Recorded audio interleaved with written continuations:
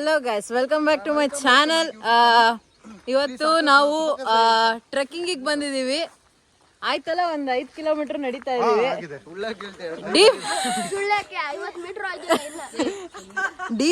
Deep in the forest we are going. Full forest, ಎಲ್ಲ ಕಡೆ forest. ಕರಡಿ ಕೂತಿದೆ ಮೇಲೆ. ಹುತ್ತದತ್ರ ಯಾರೋ ಮೊಟ್ಟೆ ಇಟ್ಟಿದ್ದಾರೆ. ಇದು ಹಾವಿನ ಮೊಟ್ಟೆ ಅಂತೂ ಅಲ್ಲ, ಪಕ್ಕ ಕೋಳಿ ಮೊಟ್ಟೆ. ಕೋಳಿ ಮೊಟ್ಟೆ ಇದು. ಯಾರೋ ಹೊಡೆದು ತಿಂದು ಆಮೇಲೆ ಬೇಡ ಮೇಡಮ್, ಕೋಳಿ ಬರ. ಲೇ ಸುಮ್ಮಿರ ಒಂದು ನಿಮಿಷ. ಫೋನ್ ಮಾಡಿ ಕಟ್ ಮಾಡಿದೀನಿ, ಇದು ಕವಳೆ ಹಣ್ಣು ಅಂತ. ಇದು ಈಗಿನ್ನೂ ಕಾಯಲ್ಲಿದೆ.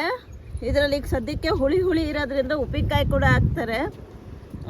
ಮುಂದೆ ಇನ್ನೊಂದು ಸ್ವಲ್ಪ ದಿನಕ್ಕೆ, ಇನ್ನೊಂದು 15 ದಿನ, ತಿಂಗಳೊತ್ತಿಗೆ ಇದು ಹಣ್ಣಾಗೋಗ್ಬಿಡುತ್ತೆ. ಭಾಳ ರುಚಿಯಾಗಿರುತ್ತೆ. ಕಾಡಿಗೆ ಬಂದವರು ಇಂಥ ಕಾಡಿನ ಹಣ್ಣುಗಳೆಲ್ಲ ತಿನ್ನಿರಿ.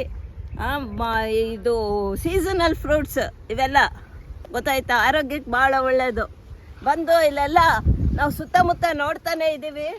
ಸುತ್ತಮುತ್ತ ನೋಡಿ, ಅಲ್ಲಿ ಫೋಕಸ್ ಮಾಡೋ ಕಡೆಗೆ ಬರೀ ಪ್ಲಾಸ್ಟಿಕ್ಕು, ಬರೀ ಕವರು, ತಿಂದಿದ್ದ ಡಬ್ಬಿ, ಕುಡ್ದಿದ್ದ ಹೆಂಡದ ಬಾಟ್ಲು, ಗಾಜಿನ ಬಾಟ್ಲು ಕೂಡ ಹೊಡೆದಾಕ್ ಹೋಗ್ತಾರೆ.